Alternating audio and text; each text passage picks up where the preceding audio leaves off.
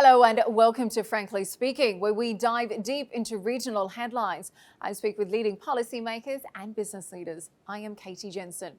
On this week's episode, we turn our attention to the war on Captagon, with millions of the highly addictive small white pills regularly manufactured and smuggled from Syria across the Middle East and beyond. We speak to Caroline Rose, the director of the Strategic Blind Spots Portfolio and project on the Captagon Trade at the New Lines Institute for Strategy and Policy, to ask if welcoming President Assad back to the Arab League will stop the flow of Captagon, or whether the illegal drug trade provides too much of a cash cow to the conflict-ridden country, and the true extent of the epidemic and its growing influence on the world.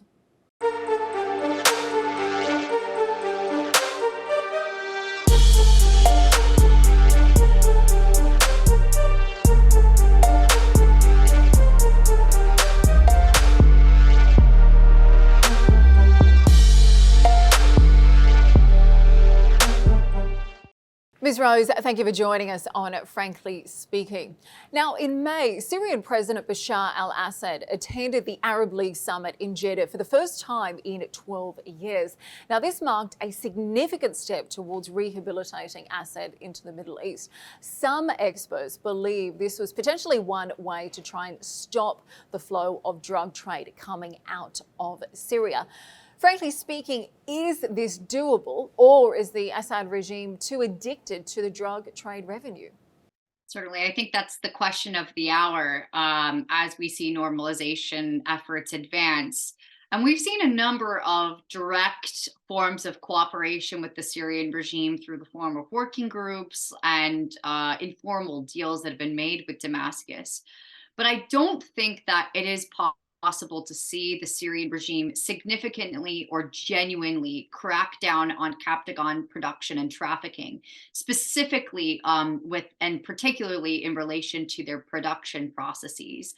Not only because it provides a large source of revenue for the regime, but it also upholds a very delicate system of power and patronage inside of regime-held areas that the Assad regime has relied on throughout the civil war.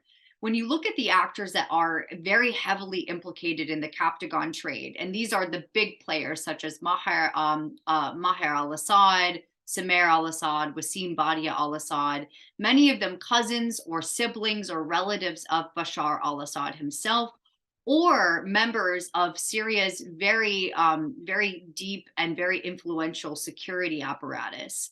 They all have a role to play in continuing and keeping up the Syrian regime's hold on power and territorial control across the country. And because of this, the Captagon trade really does provide not only the revenue source, but the power and legitimacy and credibility that many of these actors are seeking, and President Bashar al-Assad himself is seeking to uphold. So I don't see the regime genuinely cracking down. I think they're going to try and have their cake and eat it too, in the sense of denying production and trafficking, conducting a seizure here and there, but bloating numbers and conducting cosmetic interdictions as a show of goodwill, but quietly continuing their role in the Captagon trade. Well, you say that, Ms. Rose, but on the 8th of May this year, just days after the Arab League took place, a joint Saudi, Jordanian, Egyptian airstrike took out the infamous drug kingpin Ramathan. Now, he was inside Syrian territory. Surely such a strike could not have happened without the consent of the Assad government, don't you think? Is this the price that Syria had to pay for rehabilitation? Certainly, and I think that Ramathan, if you look at who he was and the player that he was in the Captagon trade, he was a huge influential trafficker and smuggler in the south. At some points in time, was close with the Syrian regime, but then at others wasn't necessarily. And so when we look at the core key figures that are close with the regime and are crucial to the Captagon trade, Ramathan is important with trafficking, but not necessarily with production. And because of that, I think that he was an easy and smaller fish, so to speak, that the regime could give up as a show of goodwill for the Jordanian government. And this, of course, not coincidentally, happened just a few days after Jordan, Iraq, and Syria agreed to form a working group that would coordinate cross border security matters and also crack down on narcotics trades like Captagon. So, this really was an opportunity for the Syrian regime to, quote, show that it was genuine about cracking down on the Captagon trade. But it's notable that while Ramathan was given up, a number of other key individuals were not, and it's very likely that the regime is going to continue to protect them and try and find ways that they can further move the Captagon trade underground and blur the lines between the regime and other actors that are involved in the trade. So still quite a lot of subterfuge going on. I want to ask you a little bit more about Mohi Ramathan because he's been called the Captagon King. You said he was less involved in production. Just how important was he? How big was his business empire? And how do you think his removal is going to impact both Syria as well as the region? Ramathan was one of the most notable Captagon traffickers in the South, and the South has grown in importance in the Captagon trade as traffickers have tried to find routes outside of maritime routes through the Mediterranean Sea that could serve as a pathway to Gulf destination markets.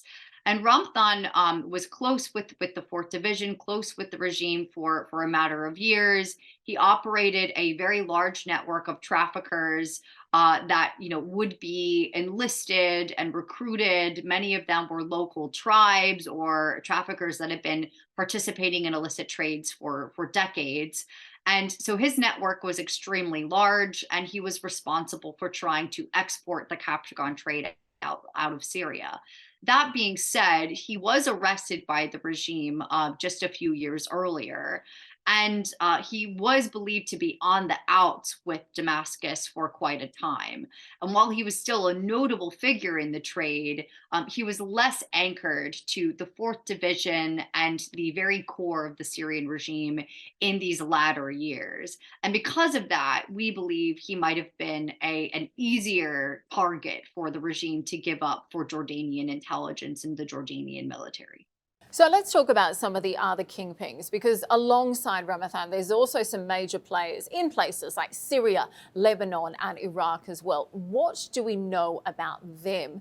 How is the removal of Ramathan going to affect their business? And when we look at the readmission of Syria into the Arab League, what does it mean for their business? Is it going to be more challenging for them to continue their drugs trade? I think that Ramathan's killing it has really served a message to a number of traffickers that are not as closely affiliated to Hezbollah, to the Fourth Division, and to the other key players of the regime-aligned Captagon production and trafficking industry. And this message is that they are vulnerable. If you are not in close coordination with the Syrian regime, then you have a target on your back. And because of that, I think we're going to see much more creative and sophisticated ways of smuggling and Captagon production as a result, as that threat of interdiction is high and as all eyes are on the Syrian regime for them to crack down on this trade. And I think that in Lebanon, this is going to be the case for traffickers that are not closely associated with Hezbollah. We also have notable traffickers like Mohammed Hassan Ducot, who was imprisoned for Captagon trafficking just a year ago. And in addition to that, inside of Syria, I think we're also going to see a crackdown in opposition held areas on smaller Captagon production facilities that exist and could be targeted by the regime. But when it comes to the larger and industrial scale Captagon facilities that are at the heart of regime held territory, for example, facilities in Latakia that are not only closely monitored but operated by the Fourth Division and the Syrian regime security apparatus, I think we're not necessarily going to see those facilities or the individuals be touched. So certainly an issue that's not going away anytime sooner. Let's go back to basics a little bit. Why has Captagon suddenly emerged as a drug of choice among many youths in this region as well as worldwide? Is it its effect as a stimulant? Is it the price? What can you tell us about this drug? I would say both. I think the price is incredibly cheap. And we've seen a variety of different prices per pill, depending on what sort of pill that you're buying. In the Gulf, it's much more expensive, but also at the same time, we find that Gulf users have a bit more cash to spend. But primarily, I would say that Captagon, one of its major incentives, and the reason why it is extremely popular, users are drawn to Captagon for its variety of different uses. It's not like many other substances where it's associated with one sort of recreational activity or a particular feeling. Captagon can make you feel productive. It can stave hunger. It can keep you up at night. It can be used to induce some sort of euphoric feeling. It can suppress trauma. And for all of these, variety of uses, that's why we've seen it become popular amongst a number of different demographics. In the Gulf, we've seen Captagon used recreationally, but also amongst university students studying for exams to increase productivity. We've seen it across the region used by taxi drivers, by lorry drivers, and truck drivers that are seeking to stay up at night, as well as workers that are looking to, work a second shift. And then additionally, in the Levant, particularly, and other conflict afflicted areas, we've seen many users being drawn to Captagon to stave food insecurity. So, for example, those who are waiting on bread lines, in addition to also trying to suppress trauma. And so, because of that, Captagon has flooded the region and has become one of the most popular substances. And we certainly are seeing hundreds of millions of pills being manufactured and smuggled right across the region. Now, as we film this episode of Frankly Speaking today, it coincides with the International Day Against Drug Abuse and Illicit Trafficking. Would you agree that Captagon is no longer just a regional problem, but one that is quickly escalating globally? Certainly. I think that the Captagon trade, while it's been primarily and almost directly associated with the Middle East, and specifically in Syria and Lebanon, where they're production hubs.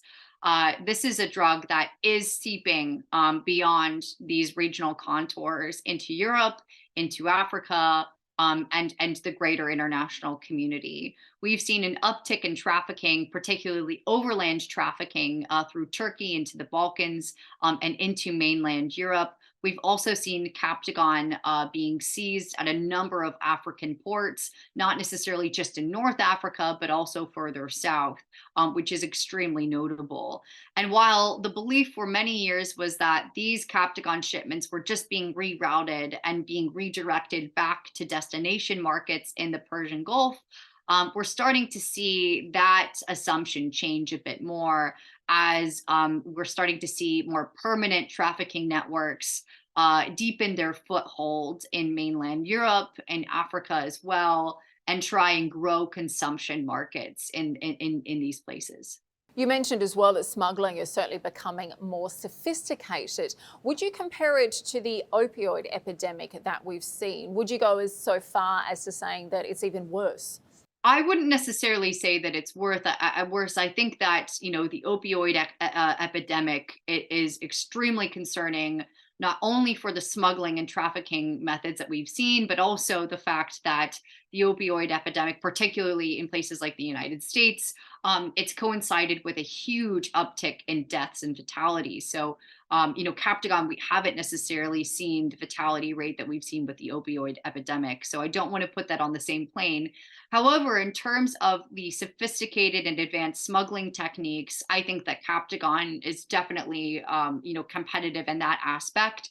We've seen everything used really under the sun when it comes to Captagon smuggling capacity. For example, we've seen fruits and vegetables used, machinery. We've seen designer bags, school desks, sometimes even drone technology used to smuggle Captagon. And this counts for not only Captagon shipments that are being sent to maritime ports, but also Captagon that is being seized along overland border crossings as well. And these smugglers are closely monitoring the different shifts in trade, but also interdiction capacity amongst law enforcement entities. And they very much are calculating new ways that they can traffic Captagon to reach new destination markets, and carve out new transit markets in the process. Okay, well, let's look at the global picture a little bit because the Biden administration said it would release a congressional approved strategy to curb the flow of Captagon from Syria. Now, the trade primarily impacts Gulf countries and other neighboring countries as well, obviously not the US. So, what makes America seemingly concerned about the well being of the Middle East when it voiced its disapproval over Assad's rehabilitation? I think, firstly, the fact that the Captagon trade was being used and it was relied upon by the Syrian regime as one of the primary loopholes for sanctions. That was one of the biggest reasons why the United States wanted to establish an interagency strategy. It was a way to fill in those loopholes, tighten them, and ensure that the Assad regime, if sanctions are going to be in place, that they would be effective and that the Assad regime would not receive alternative revenue streams from illicit trades like Captagon. Additionally, the United States had extreme concern over cross border violence that was associated with the Captagon trade. For example, clashes that were very frequent along the Syrian Jordanian border and the resulting geopolitical and political agitation that was in the region. And then I would also say, finally, I think amidst normalization discussions, and this really threw a wrench into the United States strategy, but I think has kind of enhanced and emboldened it. The United States wants to really demonstrate that normalization will not be effective, and that by having an interagency strategy that upholds not only a counter narcotic strategy, but accountability for the Assad regime, shaming, naming, and pointing fingers at the actors involved, that this will be something that will show the regime that the United States and its partners will not tolerate participation in illicit trades like Captagon. So, if the US aims to stop the flow of Captagon, why does it disagree with Arab countries welcoming Assad back into the fold, which seeks to establish the very same thing and seems to be working? Certainly. I think that the United States is vehemently opposed normalization and wants to uphold this interagency strategy as an alternative for regional countries as they are considering whether to directly collaborate with the Assad regime or not. And while at this point, this interagency strategy is just of that of the United States, I do believe that they will look to build upon this and create some kind of regional mechanism or regional framework for where countries that are trusted and that are proactively trying to combat this trade can collaborate, can share intelligence, can seek United States technical expertise and advice and support in trying to counter this trade without having to directly face the Assad regime. Well, the Captagon Act that came into force in December of last year, but frankly, Syria's narco trade began close to a decade ago. So, why did the US take this long to act, particularly after the illicit trade wreaked havoc in parts of the MENA region? Or would you say it is simply the nature of the Biden administration to take a little bit longer to wake up to things? Yes, I think that it takes a while. And additionally, I think it's notable that this was originally an NDAA amendment in the previous year. It took 2 years to get it passed. I also think that the recognition with Captagon as an issue and as a crisis in the region, that took quite a while. It took a while to also compound and compile evidence of the regime's participation in the trade, and for the United States to really wake up to the fact that this was not necessarily just any illicit economy that was in the region, but it was something that had real security and geopolitical implications. But I think also just typical bureaucracy as well. It takes very, very long, especially in the U.S. legislative system, to get initiatives like these passed. Well, you say bureaucracy takes time, but we've certainly seen some other countries in this region make some real progress. Take Saudi Arabia, for example. Their Interior Ministry has just launched an ongoing zero tolerance campaign against drug trafficking, which it says is achieving results. Some police officers were also recently killed in related confrontations. What do you think it was so important for the kingdom to launch this kind of campaign? And why do you think the kingdom in particular has been such a big target for traffickers? Is it primarily because of its wealth? Certainly. I think that its wealth has a lot to do with it. Also, its demographic composition, the fact that there is, a considerable population of youth with a lot of cash to spend. Also, Saudi Arabia's foreign worker population is a target for Captagon consumption, especially those that are, trying to work a second or third shift, who want, the productive effects, who also want to save sleep, or, for example, bypass meals.